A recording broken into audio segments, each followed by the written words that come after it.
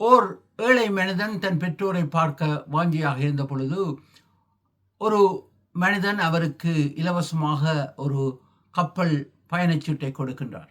கப்பலில் அவர் மிகவும் பசியுடன் இருக்கின்றார். அதை பார்த்த கப்பல்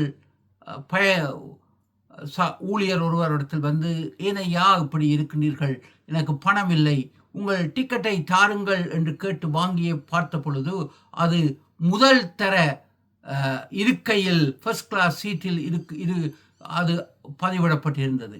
நீங்கள் அங்கே வாருங்கள் என்று அழைத்து சென்று இலவசமாக அதன் டிக்கெட்டுக்குள்ளே எல்லாம் அவருக்கு வேண்டிய உணவுகள், குளிர்பானங்கள், பழங்கள் அனைத்தும் உட்பட்டிருந்தன. அதே போல இன்று நீங்கள் சரீர வியாதியிலும், வேதனையிலும், துன்பத்திலும், கண்ணீரிலும், வறுமையிலும் சென்று கொண்டிருக்கின்றீர்களா?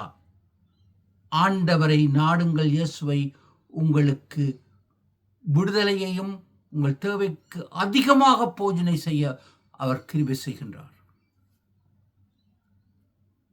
கர்த்தர் உங்களை ஆசீர்வதிப்பார்.